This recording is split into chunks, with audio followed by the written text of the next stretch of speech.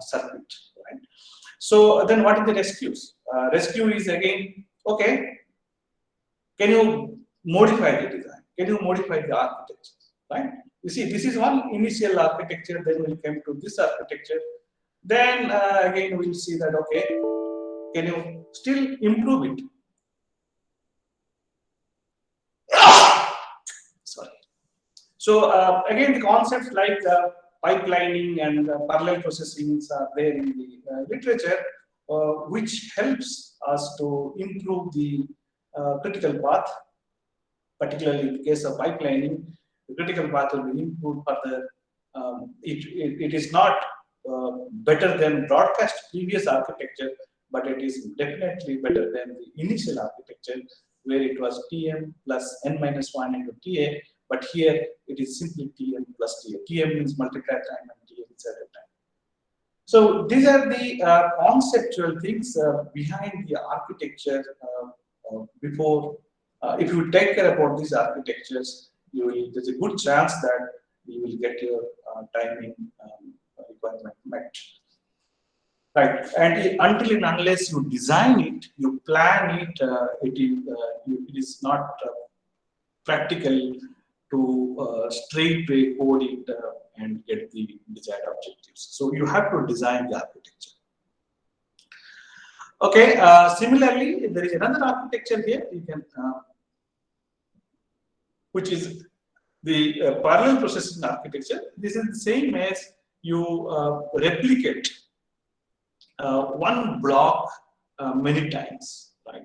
So in one clock cycle, in this example, one clock cycle, 3 samples will be processed and you get 3 samples output. So the throughput will be high in the case of parallel processing, right? So pipelining parallel processing are being used to achieve high frequency of operation or high throughput. It has other advantages also, that if you want to sacrifice the speed improvement, you can get the power consumption reduction also, but not both at the same time, right? So these are these very simple concepts being used in the digital signal processing architecture development, depending on what is your target requirement. So this is what I am talking to is all about the speed. But you can imagine that once you are talking about the improvement in the speed, at the same time, your hardware, number of hardware resources are also increasing. In this case, extra 2 latches to delays are increasing. In this case, much more hardware complexity is increasing. Resources are increasing. So you get speed, but at the cost of hardware resources, hardware area, right? So this is the compromise. You have to see that what exactly we need, right? And it is tolerable for us or not. Okay, now, okay, pipelining is one architectural technique by which you can achieve higher speed, because with that your clock period is reduced. But how much pipelining you can do to a design, right? Can I continue to improve my speed and let us say how now I'm getting Tm plus Ta. If I further time pipeline it, what I will get, is it allowed for me or not, and whether if I do further pipelining, some deep pipelining or fine grained pipelining, am I getting any advantages, right? No doubt your critical path will reduce, but will you get any advantages? That is the main thing you have to understand. For example, if I am getting data from a outside, or I'm reading data from the memory, right? Here I'm reading data from the memory and I'm doing computation in the DSP component. If my memory reading time is, let us say, it's taking 10 milliseconds, right? And I have done pipelining already to my computation, and I am able to finish my job in 1 millisecond. But there is still scope to do pipelining. Shall I do? No, you should not do, because you have already reached the bound. Your memory access time is now 10 millisecond. You have already reached 1 millisecond. Why to bother about time pipelining again? Even if there is a scope to do pipelining, we should stop it there. We will not get any extra benefit out of this. So this kind of scenario is known as communication bound, right? So you can do pipelining till you reach communication bound. Once your memory access time dominates your computation time, you should not think about further time pipeline. But still, if you are not happy with your speed performance, what to do? You can go ahead with the parallel processing, right? So these are the conceptual things where to use pipelining architecture and where to use parallel processing architecture. Now, okay, so both has their pros and cons. That's what we have now discussed. Now the other question is, can you do pipeline to any architecture? Right? No doubt, for this architecture you can do pipelining, but can you do pipelining to any architecture? Any architecture means, suppose you have there is one feed forward paths are there, another is data moves in a backward direction also. So in some architecture, data moves only in forward direction. In some architecture, data moves forward and backward also. That means if your architecture has any feedback loop, can you do pipelining? You can't do pipelining straight away, right? So these are the things. It doesn't mean that since I know pipelining, I can do pipelining any level to any design. It is not that, right?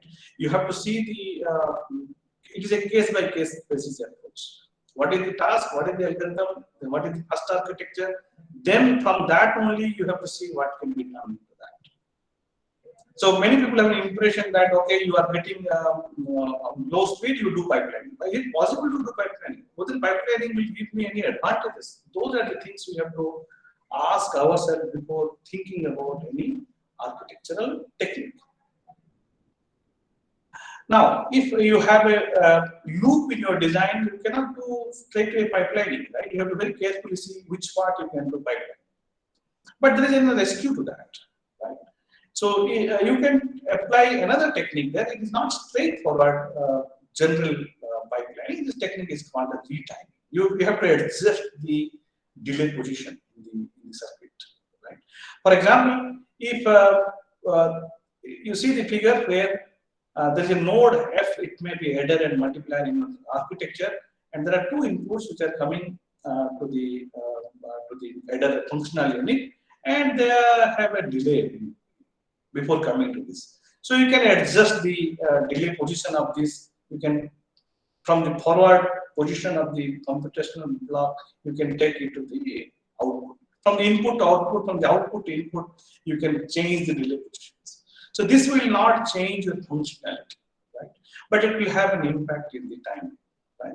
And so these are all basic concepts. What we talk now is data broadcasting or pipelining, parallel processing, or retiming, which helps us to manage the frequency of operations. Okay. Any doubts? If anybody has, then they can unmute and ask questions. So far, whatever we talked.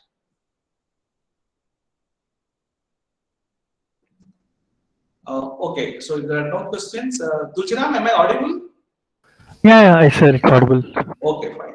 So now let us move to the next. Now, one more architectural technique is can you reduce the hardware resource? Because our performance metrics are time, area, and power, right? So we talked about the time only.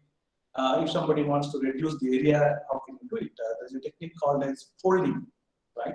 So it is a time multiplexed way how you can give your input to these functional units so that without changing any input-output functional relationship, but with a reduced resource, you can get your correct output. But again, the problem in this case is since you are giving these inputs in a time-shared manner, the input should be stable for, in this case, if you are doing for folding by factor 2, your input should be stable for 2 clock cycles. If otherwise, this architecture will not work. So your speed will be reduced, but you will get savings in terms of the silicon area. So again, this is a compromise between your area and the speed. Right?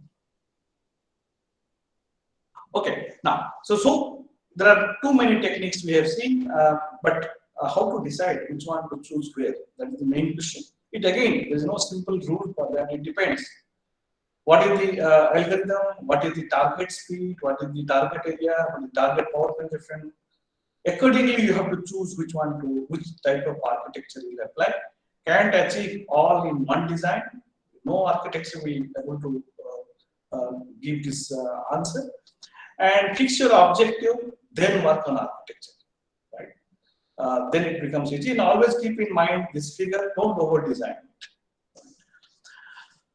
Okay, still we are not happy. Let us say whatever architecture technique we have applied, we are still not happy with the timing. Then what is the next we can think? We have to reduce the strength of the algorithm. We have to reduce the number of adder and multiplier in the algorithm itself, like DFT to FFT, or if somebody is doing convolution of these algorithms like hook to that, those type of things. We have to reduce the strength of the algorithm by reducing the number of adders and multipliers in the algorithm itself, right? Not in the architecture. In the algorithm itself, you reduce, then draw the architecture which will help you to achieve little bit higher speed. Still, you are not happy, right? You have applied all techniques, you applied strength reduction, still you are not happy, right? You want much more higher speed. And by this time, you must realize that in your design architecture, there are only 3 blocks, adder, multiplier, and delay elements. And we all know that the multipliers are the killers. Right? They consume a lot of time. Right? So can we think about going for a multiplier free design approach? Right? So we will able to do same FIR filter, but without multiplier. Right? Yes, there are some kind of architecture techniques are there by which you can do multiplication but without using any multiplier. It is not that you will do repeated addition, it is not in that way. But the multiplier less architecture technique comes under a approach called as memory based design approach. Right?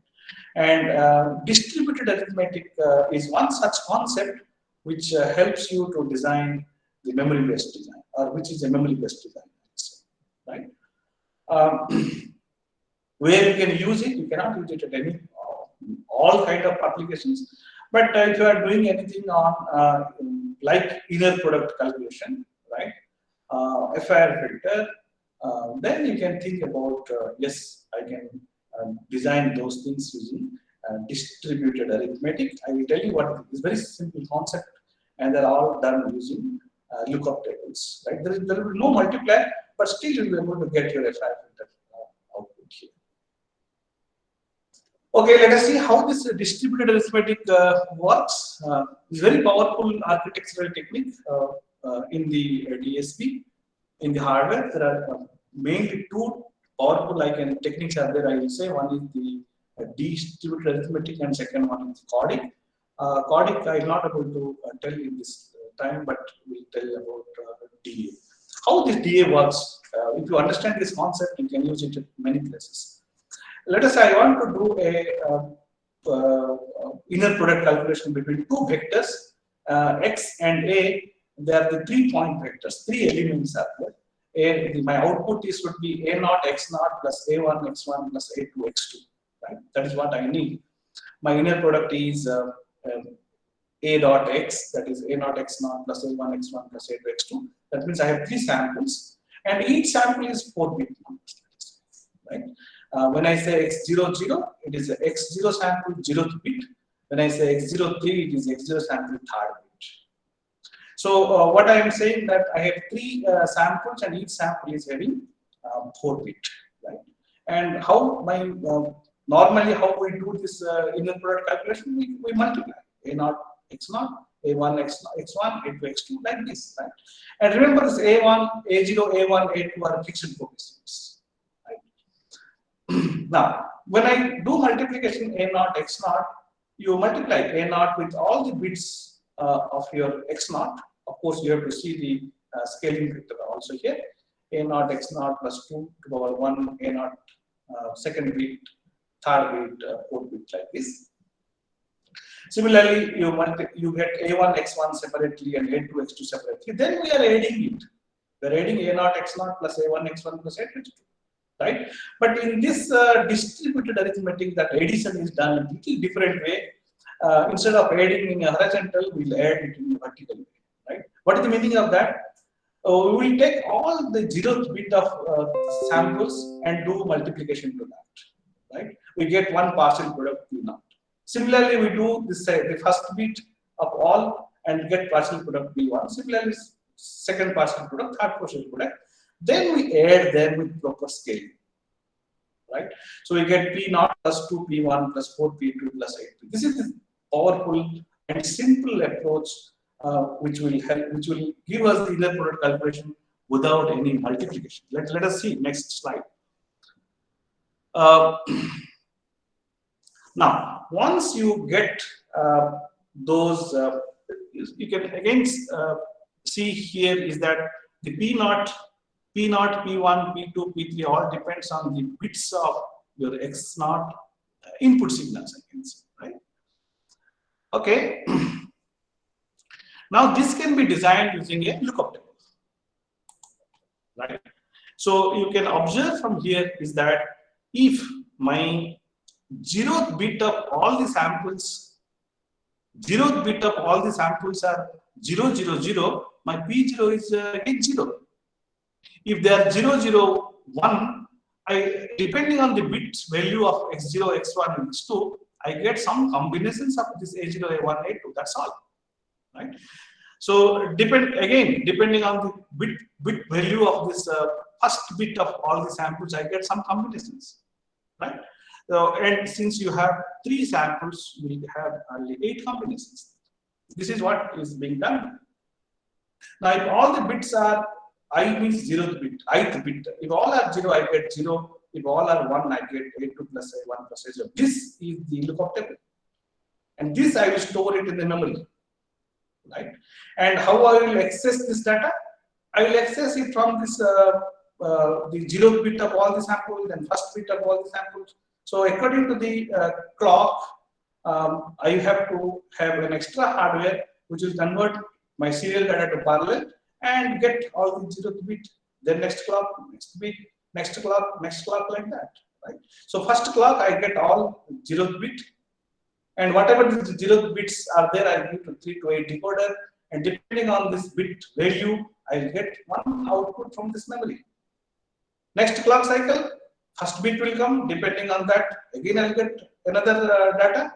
I have to accumulate these things, right?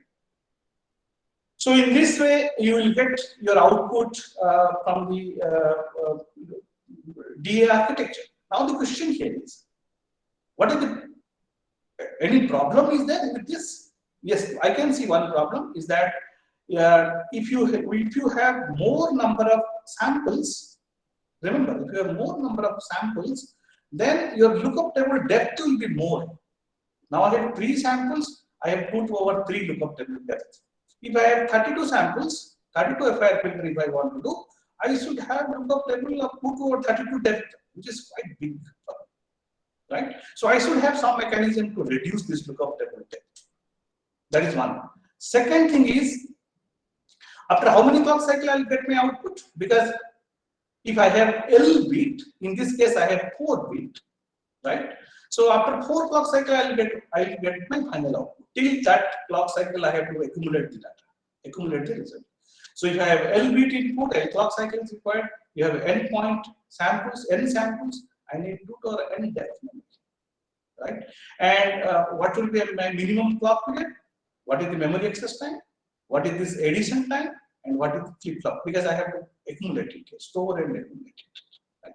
So this much of these are all out performance indicator for this.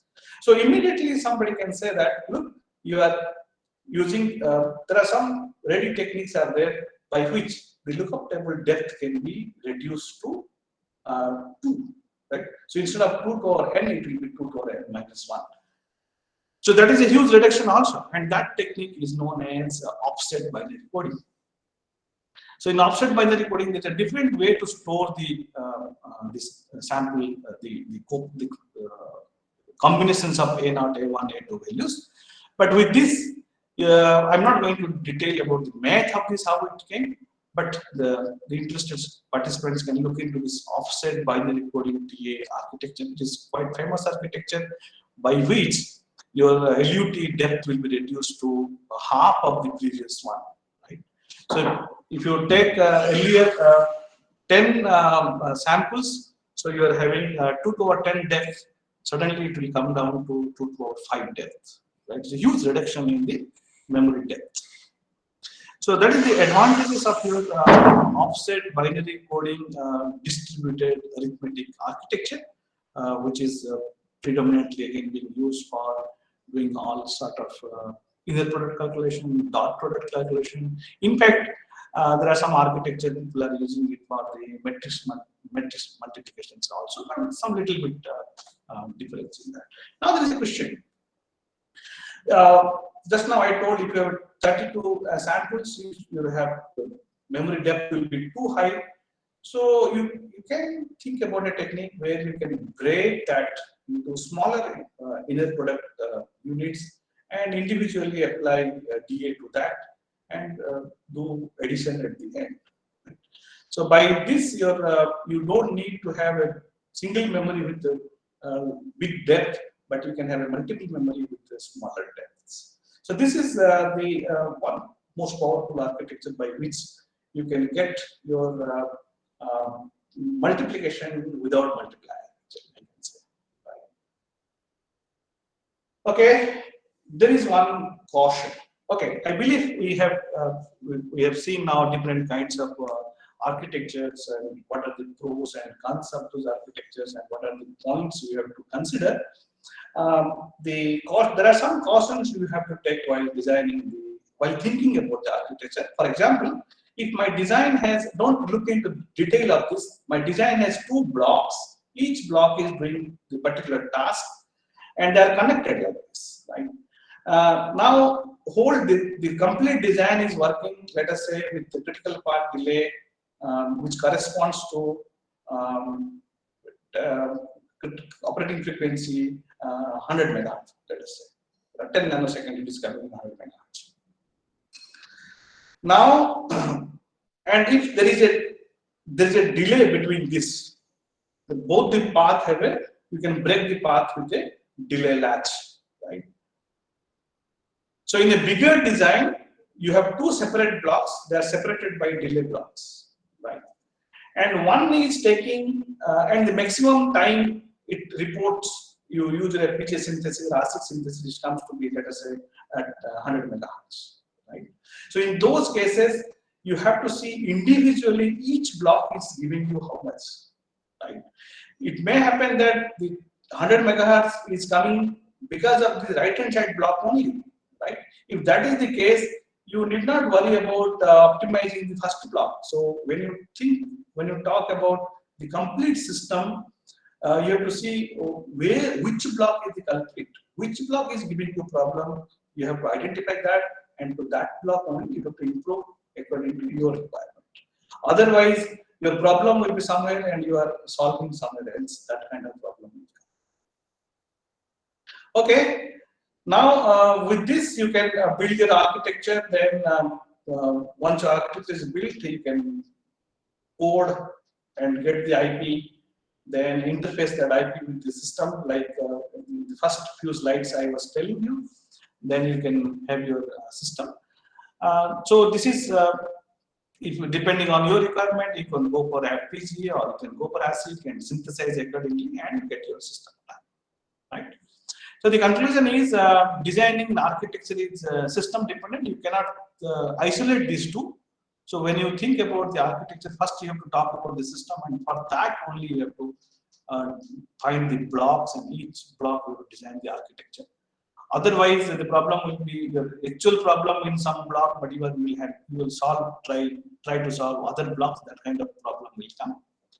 A single approach cannot fit for all the applications. There is no single rule which will be universally applicable. It all depends on the task and application.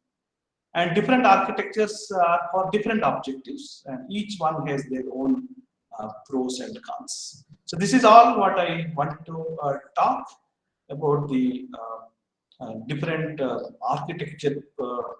architectures and their influence on the performance metrics. Thank you. If you now I'll go to the main screen, and if you have questions, we'll talk.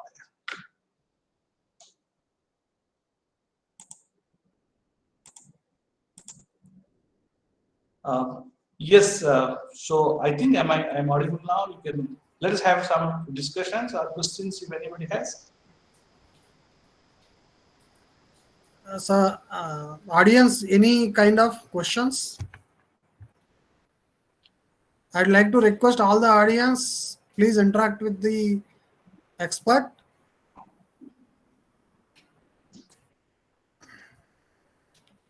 There are no questions, means audience are not there. They just switched on and went somewhere else.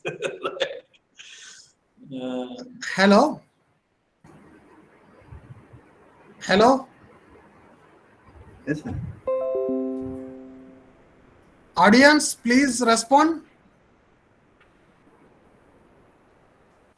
Yes, sir. This is the typical thing. I believe many teachers are there in this group. Yes, sir. And when you talk to your students in normal class, exactly the same thing happens when the student does not respond to you. Right? So I So believe please you respond. can understand. Here mostly more number of teachers are there. Please respond. Yeah, So Zakir Hussain. so I gave the general rules and the what are the things you have to follow before designing the architecture. I have not given any research results here, but they are all our experience when we design. When you think about designing anything, what are the things you have to keep in mind? If you don't consider all these things, you will very rare chance that you'll be able to achieve your objective. So many times students doesn't have any goal. They will just find ये कर दूंगा वो कर दूंगा pipeline भी लगा देंगे parallel whatever retiming. They will think about many things. Time multiplexing भी कर देंगे, pipelining भी कर देंगे. They will think I will get resource minimization, speed improvement also. That doesn't work in that. That is what the main point I wanted to tell. K.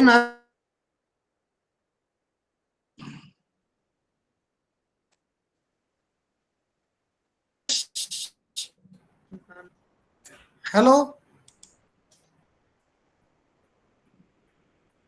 I think they don't have any question. We can stop it here. I think I'm in time. Next speaker is ready. I believe at 3 o'clock. Okay, so if there is no questions, sir, we are very much thankful to you, sir, despite your busy schedule for accepting our invitation to deliver the talk. Thank you. It's great privilege for us, to invite you for this workshop. So thank you, sir, and and also the participants. So we thankful to you all. So maybe we will maybe I think now we will start the next session. Yeah. Okay. Thank you to all the Thank you, participants. sir. Yeah. Who could, listen to my talk. Thank you.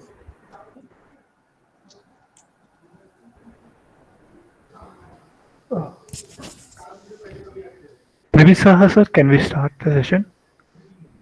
Yes, sir. Uh, all the audience, Dr. Prabhi Saha received his MTech degree from Tejpur University and PhD from IIEST Shivpur. He is currently working as assistant professor in Department of Electronics and Communication, NIT Meghalaya. His current research interests includes VLSI design, computer architecture, and digital signal processing. Prabhi sir, it's over to you. You can present your presentation. Sir. Yeah. Then, good afternoon to everyone. Am I audible to everyone? Yes, sir. Yes, sir. Okay. Just let us start. Just I'm sharing my slide. It's sharing my presentation. Just check it. It's visible or not. Then I can start that one.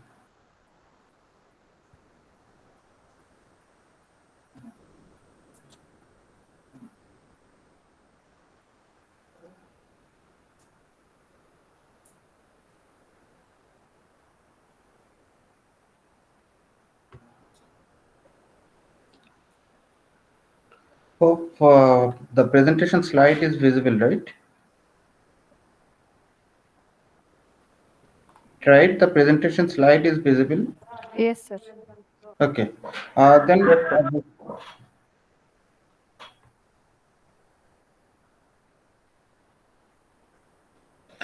okay. A very good afternoon to all. For this workshop, now I want to continue. I want to continue that the customized efficient arithmetic architectures. Then the arithmetic architectures, for starting of this one, just I am considering that the number systems and its representation and its hardware implementation. How we can go forward for this one, just we will consider a little bit on that one. Then before starting the slide, just I am considering that what is the computer arithmetic. Then the arithmetic is a branch of the mathematics that deals with the numbers and numerical computation. Then elaborately, if I say that one, then what is the exact computer arithmetic? Then the computer arithmetic is a branch of the computer engineering that deals with the methods of the representing the integers and real values.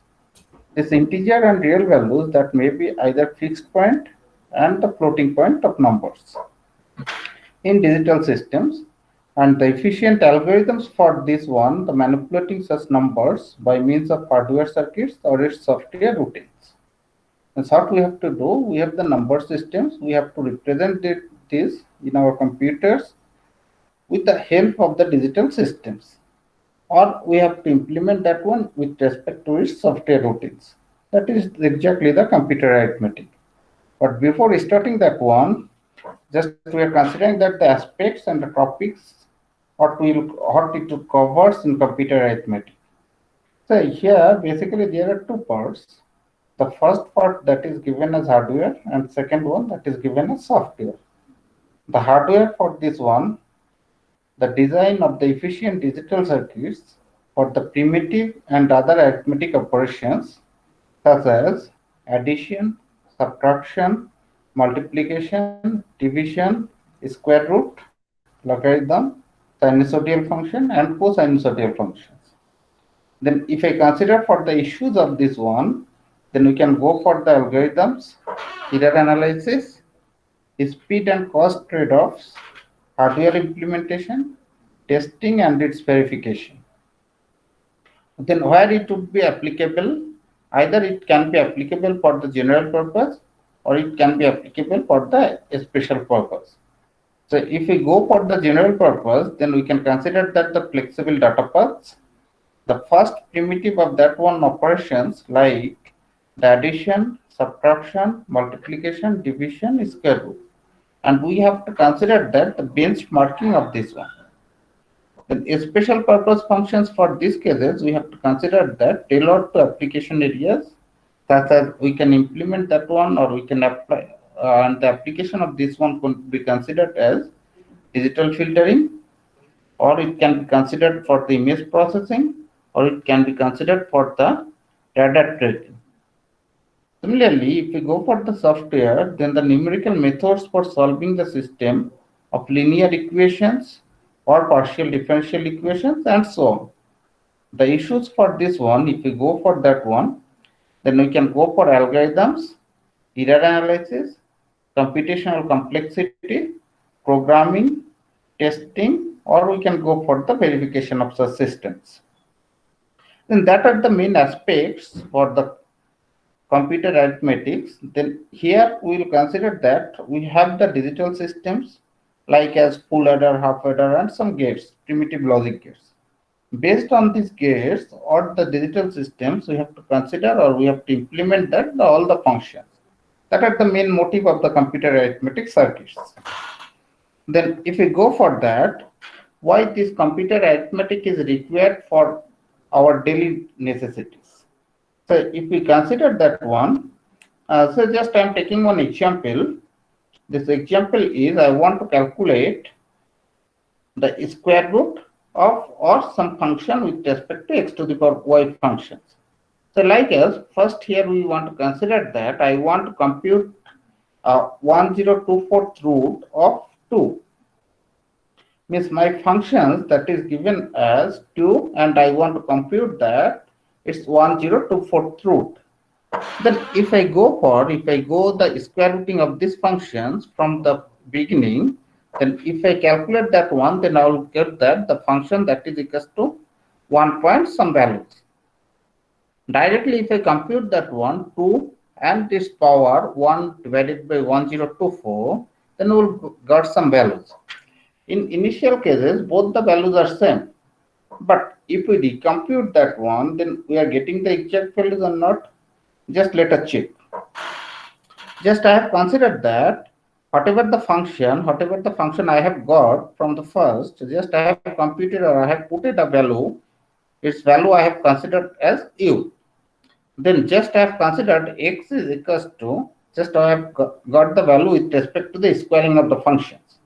Just for first case, we are computing the function with respect to square root.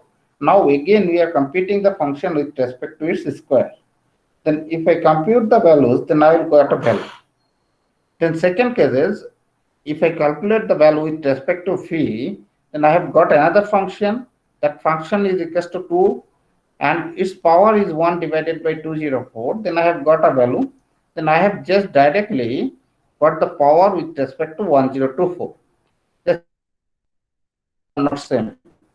Then where is the error?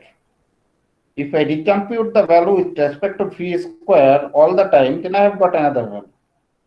If I got that, the same value, and if I calculate the value with respect to 1024 times, then also I have got the different values. Then if I consider that u, v, that are really the same, that are not really the same values, is where the main problem occurs. Say the main problem occurs where we have to calculate that one or we have to find that one. Then this one basically happens for that one, for the computation that are not the exactly numbers. If I compute some values that are goes to infinite numbers, we have taken some values and then we have just either squaring it or we have done that the square root of that one, then we have got some values. Means there are some hidden bits, we have not computed that one with respect to our main calculations. So in this case, if you want to consider that one, then what are the differences we have got? Then just we have considered that the got the values that was the non-zero due to the hidden digit. Then if we calculate that with respect to 1000 times, then we have got that the value with respect to hidden times and hidden times values, we have got also the different values. Means this one happens, or these conditions may happen if we consider that one with respect to the hidden digits. Then the solution we have to find out what would be the exact solution for these cases. So if we go for that the computation of these values, then either we will got that the value would be same or we got the value that may not be same. But we have to find that the alternate solution for that case is how we can go for that one for the exact values. The next one, if I consider that the numbers and their encodings, means the primary part of that one for this computer arithmetic that are given as with respect to the numbers. So here, if we consider that the 4-bit numbers and representation format. So in general cases, if you want to consider that a 4-bit number, then first portion for this one is showing that the unsigned integer. The second one that is given as with respect to the signed integer. And the first sign for this one is given as with respect to the addition or subtraction.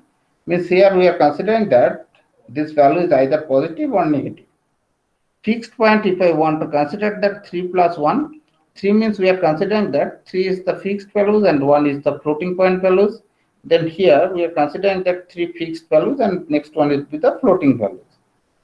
Then signed fraction, if I want to consider that one, then obviously we are considering that either it would be positive number or it would be negative number.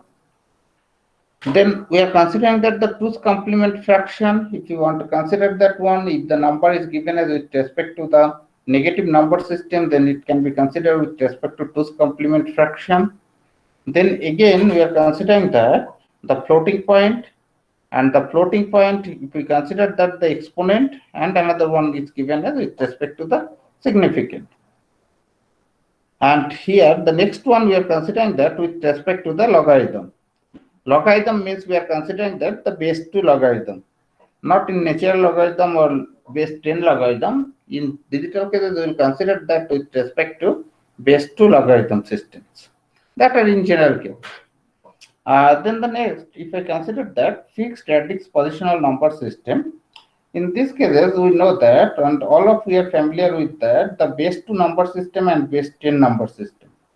But apart from that one, there would be some other numbers, and their radix is different from the as usual notation. Just for example, if we are considering that the first cases, yeah, the radix for this one, radix means we are considering that in general cases we know that that would be either the positive, either that would be the decimal numbers or it could be the binary numbers. Then R for these cases, decimal cases we will consider that value is equals to 10, and for binary cases the value would be given as with respect to 2. And then if we consider that one, now obviously you can consider that if there is a format or there is a number and this value goes from k minus 1 to minus of L. Here we are considering that the fixed point part as well as floating point part. In general cases, if we consider that or in a summation, that value goes to minus of L to k minus of 1. And then the entire summation of these terms goes to x of I and r to the power I. But the I suffix or I stands for that I is equals to minus of L to k minus of 1. Then we can generalize to the arbitrary radix, not necessarily integer, positive, or it may be constant. And the digit set x, here we are considering that x is the digit set. Then digit set either it may be minus of alpha plus 1, or it may be beta minus 1 beta. Means here we are considering that the values goes from minus of alpha to beta. There are also some other number system like a ternary number system. Ternary number system means in general cases we know that the radix for this one would be 3. Then if this one would be the balanced ternary number system, means the values goes from minus of 1 to 1. Also there are some other number system that is not familiar so much, but also the number system exists. It's called that the negative radix number system. And radix for these cases we are considering that the r is equals to minus of r. And if r is greater than 2, during that case the digit set may varies. The digit set for these cases we are considering that 0 to r minus of 1. The primary cases for this one, for the like as for the binary number system, we are using the digit set that would be 0 and 1. For the other cases, for the decimal number system, the digit set we are using in general cases 0 to 9. Here we are considering that if r is greater than 2, say like as if you want to consider that radix r, and radix r is the value of r is given as minus of 5. Means basically we want to convert a number and this value with respect to minus of 5. Then the digit set goes to 0 to 5 minus of 1, that would be the 4. The special cases where if we consider that radix is equals to minus of 2 and digit set that would be given as 0 and 1 is basically known as nega-binary number system. And that is the in general part. There are also some other number system, that is the base for this one would be given as minus 1 plus of j.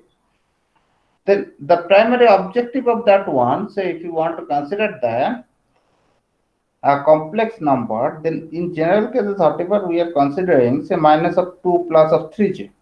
In that cases we are considering that are two different number we are considering.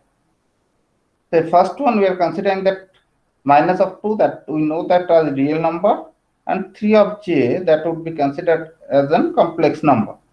But if you want to compute that number system or complex number in a single unit, in that cases how we can compute? For this cases we are considering that the base for this one would be minus 1 plus of j. In this base, or it is a base system used for the representation of complex number as a single unit. And then the value of these of an n-bit number can be expressed in the form of a series. Series means here we are considering that as per our usual notation, like as the in general cases either 2 to the power something or something 10 to the power something, that would be considered with respect to the power. Then a n minus 1, a n minus 2 means all the values of a that are the coefficient, and minus of 1 plus of j that are the radix in general cases. Then the value for this one goes to n minus 1, and here also we have the decreasing order, it would be goes to n minus of 2, and until the value that would be goes to 0. Then here we are considering that one a0, a1, a2 till a n minus 1, that are the coefficient of either binary, and this value either we can consider that either these values are 0 or it can be goes to 1. The other cases also you can consider the coefficient values that would be goes to 0 to 9 also. But if we consider like this way, in that case the computation would be more complex than the usual thinking. And that's why we have considered that one, the value of a0, a1, a2 till a n minus 1, that are the coefficient, and its value is either it can be goes to 0 or it can be goes to 1. So not exactly the same where we have studied previously, means either it can not exactly the binary number system or it's not exactly the decimal number system. That are the basically complex radix number system. Then their addition, subtraction, multiplication, and the division that are not exactly same as whatever we have done. Then addition rule for these cases, say if you want to consider that, here all of the basis for this one we are considering that minus 1 plus of j. Then if I consider that two binary number I want to add with respect to that one, then I will get that the binary number, first binary number that is given as 0, and second binary number that is given as 0. Then sum for this case is equals to 0. If I consider that the first binary number that is 0, second one is 1, the sum would be 1. But if I consider that the first binary number that is 1 and second binary number that is given as 0, in that case the sum also will get here 1. But the difference is where we get, say if we consider that first binary number that is given as 1, second one that is given as 1, then sum differs from the previous cases. Previous cases means I am considering that the binary cases, then we will get a sum, this sum value goes to 1100. Then this one is working properly or not, how we can check? Then first we are considering that the algorithm for this conversion, because that is not the traditional number system.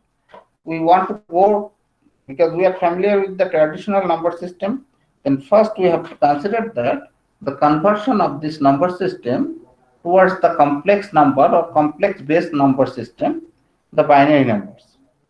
And then there are the steps. Then first step for this one, express the integer n in terms of the power of 4 by using the division process. Power of 4 means all of we are familiar with, say some decimal number is given. Then if you want to convert it with respect to binary number system, then we are just dividing by 2 and just we are taking the remainders. The same thing we are doing here, but here we are not considering that with respect to power of 2. Here we are considering that with respect to power of 4 by using the division process. Whatever the number we are getting here, the residue cases or the remainder cases, just we are taking this number and then continuously we will be dividing for these numbers. The second step for this one, convert the base 4 numbers to the base minus 4 by replacing each digit in the odd position with its negative.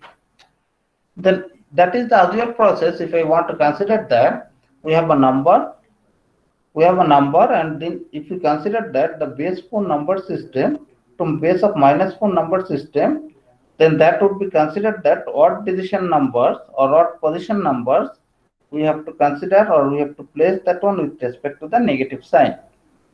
And the third one, the normalize the new number by adding 4 to the negative numbers and 1 to the digit on its left.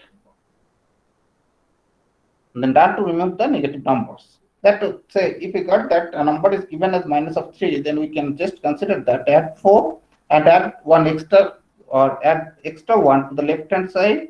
then we'll get the exact numbers.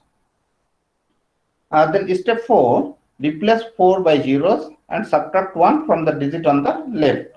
Then we'll get that. Then step 5, repeat the step 3 if negative numbers exist and replace that one, the each digit by 4-bit sequence as shown in the table below. So base of -4 and base of -1 plus j, how we can convert that one? If I have a value base 4 -4 number system, its value is 0. Then we can replace that one with respect to 4 times of zeros. If we want to consider that 1, then we have to replace that with respect to 0, 0, 0, 1. If I have a number with respect to 2, then I have to consider that 1, 1, 0, 0. If I have a number with respect to 3, then I have to consider that with respect to 1, 1, 0, 1. So first here, for the understanding purposes, we are considering that a number that is given as 60. 60 is given with respect to the decimal number system, and I want to convert it with respect to the minus of 1 plus of j radix number system. Then the first step for this case is I have to consider that with respect to, or I have to divide that one with respect to 4. Then we have to take the remainder. Then if I consider that one, then the base 4 number system that goes to 3, 3 and 0. Then I have to consider that base of -4. Then if I consider that one, then I will get that 3 minus of 3, because odd position number we have to replace with respect to the minus sign. Then I have to consider that 3 minus 3 and 0. Then the next step for this case is the -3 arises. That's why we have to consider that we have to add 1. If I add 1 in the odd position, or if I add 4 in the odd position, then I will get that the value should goes to 1, and the left hand portion for this one, the 3, that would be converted to 4. Then step 4, if I consider that one, I have to consider that one would be replaced by 0 and one negative sign in the left hand side, that would be minus of 1. Then step 5, the further my negative sign exists, that's why you have to consider, or we have to repeat the step 3 again. Then after that, after step 6, what we will get? I have the step 5, I have got the number that is given as 1, 3, 0, 1 and 0. And I have the encoded numbers. I have to replace the number with respect to the 4-bit digit each. Then I will get that the number with respect to base of 4. So in general cases, if I have a number, that number is negative. Then if the number exists negative, during that case, what I have to do, I have to consider that one, and I have to multiply this one with respect to 1, 1, 1, 0 and 1. And this value is given as with respect to -1 with respect to minus of 1 plus of j. That is the positive number systems already we have considered. Then there are also some other number systems that we are familiar with that one. The first one, that one is given as with respect to the complement representation. And then the complement representation, in general cases, we can consider that either that would be the radix complement, and also called the 2's complement in the binary number system. Next one is the diminished radix complement, called that the 1's complement in the binary system. Then positive number representation for these cases, if you want to go for this, either the 2's complement number system or radix complement number system and diminished radix complement number system, then for the positive number, if I replace that one, or if I represent with the help of the complement number system, then that would be the same. But the negative number representation, that would be different from the previous cases. So like as if you want to consider that negative of negative y, that would be goes to positive. If I consider that negative of y, during that cases we will consider that one r. R means here we are considering that the radix. Radix means in general cases we are not considering with respect to the radix itself. Means that we are not exactly considering that with respect to base of the number system. We are considering the entire radix of the number system with respect to its negative component. And say here, if you want to consider that x plus of r minus 1, r minus of y, basically if you want to consider that, in that case you will get that the value should be r minus of y minus of x. In general cases, you will get that the same values if you compute that one. So in general cases, if you want to consider that, there is no decision for the addition as well as subtraction. Means basically whatever the number we are getting it here, if we add these numbers, then we will get that the same number as well as addition as well as subtraction. Then basically if you want to consider that, the complement of the number system in general cases at any position, if you want to consider that x and this complement, if I add these two numbers, then basically every cases we will get that the value should be radix minus of 1. And ULP indicates that the unit in the last position, if I want to add this 1 means in general cases we are considering that with respect to its binary number system. And then if I add this one with respect to 1, then basically you will get that the value should goes to the r to the power k, means the entire value of the radix, and the maximum value will get that one. So mathematically, if you want to consider that one, the number itself and its complement of the number system plus ULP means unit in the last position, then I will get that this value should be goes to r to the power k. And then if I just if I just consider that the alteration of the sign, in that case I will get that r to the power k minus of x, that would be the complement number system plus unit in the last position. Then basically we will consider that r minus of x, that would be goes to with respect to r to the power k minus of x, and that would be the position of that one, means the complement of the number plus of the unit in the last position.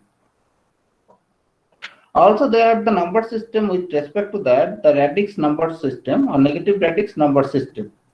The negative radix number system in general cases we know that radix are of a fixed radix system as well as positive numbers. Then r can be negative because here already we have decided or already we have considered that the r may be any values. Either it may be positive, it may be negative, or it may be complex. Then if r can be negative, during that case r is equals to, we are considering that minus of beta. Then beta is a positive number. In that case, as digit set also we have considered that 0 to beta minus of 1. This beta value may be anything. The value of the n tuple for these cases, if you want to consider that x of n minus 1, x of n minus 2 till x of 0. And then x goes to here, that I goes from 0 to n minus 1, x of I is the positional number system, means here whatever the value we are considering here, the value of xi is equals to, we are considering 0 to beta minus of 1, and the radix of the number system that I have considered, that minus of beta means here we are considering that the value should goes to minus of beta to the power I. The weight of this one, if we consider that, that would be goes for the positive as well as that would be goes for the negative. If I goes to 0 to any even values, during that case they will get that the value would be the positive. If I consider that one, the odd cases, during that case the value goes for the negative. Here we are considering that the beta of I means the positive beta to the power I, that would be the positive values if I is even, and that would be negative values if I is odd. So in exceptional cases, if you want to consider that negative decimal number system, means here we are considering that the base number that would be given as with respect to minus of 10. And then that is called the negative decimal system. And then in general cases, if you want to consider that negative radix number system with beta is equals to 10 or minus of 10, that is called the negadecimal system. Then 3 digit, if you want to consider that the negadecimal numbers, then just we are considering that the value for this one is given as 192 and this base for this one is given as minus of 10. If I consider that one, then how would be its exact value? If I compute that one with respect to minus of 10, then I will get that 1 that would be the positive, 9 that would be value negative, and 2 that would be value positive. As a whole, in next case it is written that 100 means 2 multiplied by minus of 10 to the power 0, then 9 multiplied by minus of 10 to the power 1, and 1 multiplied by minus of 10 to the power 2. That's why that are the computation rules. Then we will get that the value for this one would be goes to 12. And the second case is if I consider that 0, 1, 2 with respect to minus of 10, then its value goes to minus of 8. So if I consider that one, the largest positive value for this one, that would be goes to 909 with respect to minus of 10. Then its value is given as with respect to the same value we are getting that one, that 909, that would be the maximum value for the 3-digit number. The smallest digit number for this one 090 with respect to minus of 10 means basically we are getting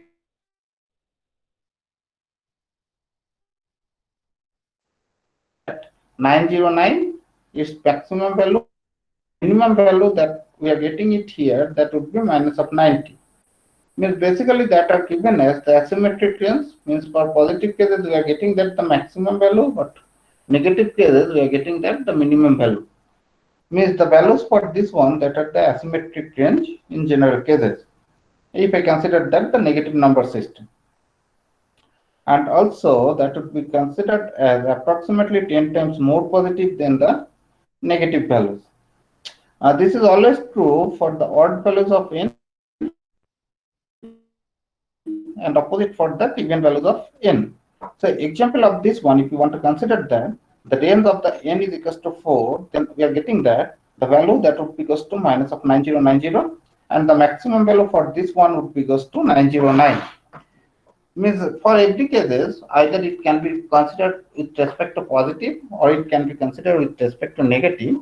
Then we are getting that the value should be either is greater than 10 times to the negative cases, or it may be it may be 10 times positive from the negative cases. Means vice versa cases we are getting it here is how many digits we are considering it. Then the another number system that is called the sign digit number system. Then so far we have studied that the value for this one either it should be positive, means the positional cases we are considering that would be positive. But in general cases, the digit set either it may be considered with respect to 0 to n minus 1. Means every hour we have considered that value should be positive. But in some cases, we can also consider that r value should be negative. In the sign digit number system, the digit set here we are considering that r minus of 1 is bar indicates that would be a negative number. R minus 2 also we are considering that would be a negative number till minus of 1. Then for the positive cases we are considering that 0, 1, 2 r minus of 1. Here I bar that indicates that minus of I. Means basically we are considering that our bar indicates that the value should be negative. Here we are considering that no separate sign digit. The advantage of this one, so if you want to consider that one, say want to replace that minus of 2, and it's not required to go for that the 2's complement number, you can directly consider that minus of 2. Example of this one, if we want to consider that r is equals to 10 and n is equals to 2, the digit set for this cases we are considering that minus 9, minus of 8 till minus of 1 for the negative cases, as well as we are considering that positive cases is value goes from 0 to 9. The ranges for this one that would be just to minus of 99 to 99. Basically we are considering that 199 numbers. Means 2-digit numbers means 19 possibilities of each cases. Means here we are considering that 361 representation and its redundancy. Then we are considering that the redundancy means here one number can be considered in number or can be represented in number of ways. So here we are considering that 0, 1 means we are considering that 1. That 1 also can be represented with respect to 1 and 9 bar. That also can be possible. And this value, all the values are simply showing that values are 1. Similarly, if you want to consider that minus of 2, that would be considered as 0 and 2 bar. Also that would be represented as with respect to minus 1 and 8. And this one would be also considered as with respect to minus of 2. Means there are the various ways for the representation of the numbers. But the representation for that one of 0 or 10, that would be the unique. Means here we are considering that out of 361 representation, 162 are the redundant. Means the 82 81% of the redundancy. Then each number in range has at most 2 representations, means not more than 2 representations can be possible for this case. In special cases, if you want to consider that the signed digit number system means here we are considering that the representation with respect to 1, -1 and 0. The rules for the carry, if I consider that the carry for this one would be goes to x of I plus of y of I. If this value is greater than a means here we are considering that the radix. In general cases, if we are considering that the radix, here we are considering that the value set that is given as 6 and r is equals to 10. During that case, we are considering that this value is greater than 6, then we are getting this value should be equals to 1.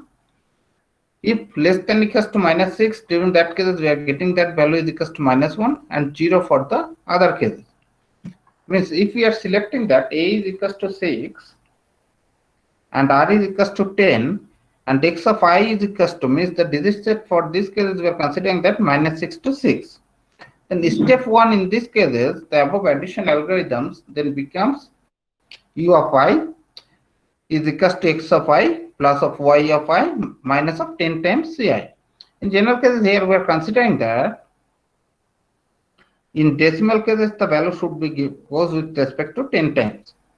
And then c of I that is given as 6, or if this x of I plus y of I, this value is greater than 6, then this value, the carry value should be goes to 1. If less than -6, during that case carry value should be minus of 1 and 0 for the other cases. I'll say here some example with respect to binary cases we have considered. Then x of I plus y of I, and this previous digit if we consider the x of I minus 1 and y of I minus 1, and that are the possible combinations we have considered. And then c of I that is given as with respect to the carry part, and d of I that is given as with respect to the sum part. Then based on the rules or based on the tables, yes, the addition algorithms occurs.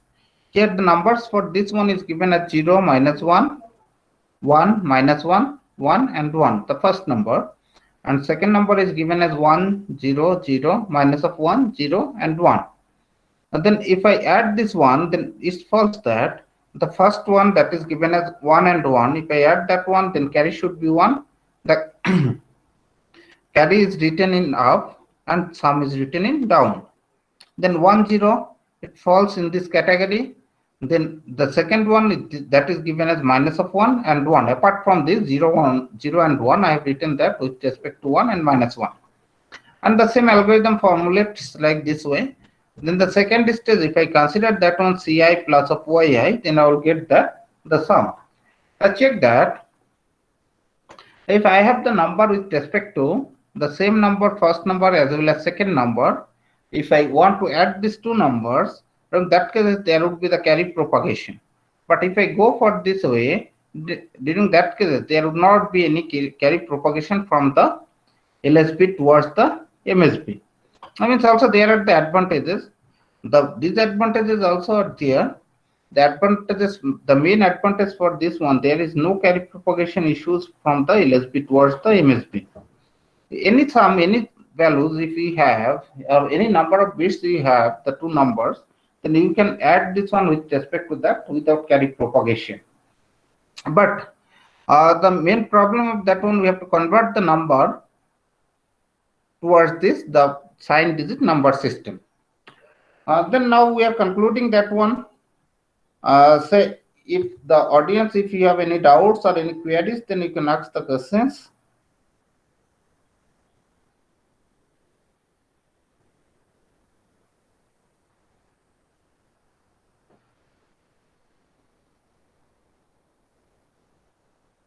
If any one of you have any doubts, then you can ask the question.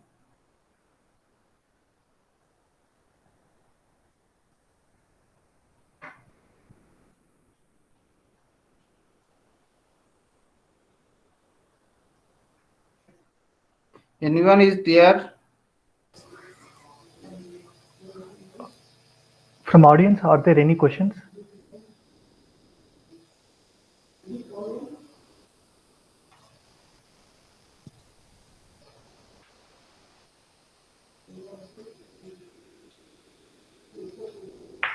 Anybody is there? Anyone of you have any question?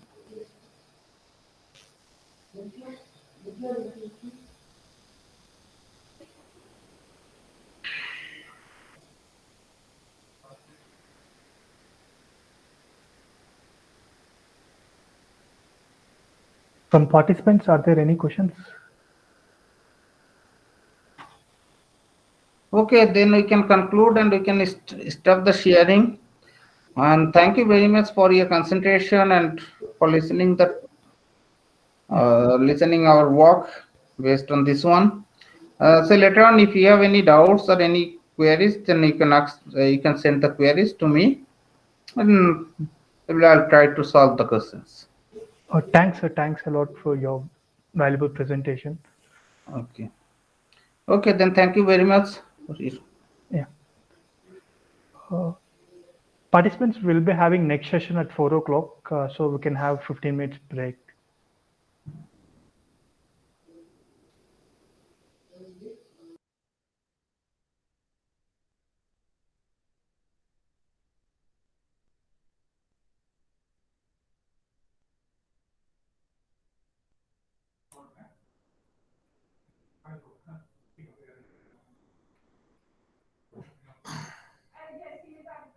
Tulshiram. Yes, sir. So the next session will be Rathore sir, right? Yes, sir. So okay, I will call him. So at what time? 4 o'clock, right? Yes, sir. 4 o'clock. So we will give 15 minutes break. Yeah, So I informed already, sir. I informed. Yeah, we will meet at 4 o'clock. Yeah. Next topic will be very interesting. So I think morning you people are had about intelligence answer. Now this topic will be much more interesting that both CMOS and sensing can be combined together. So it will be very interesting. So I request all the people be more attentive in the next session. Thank you.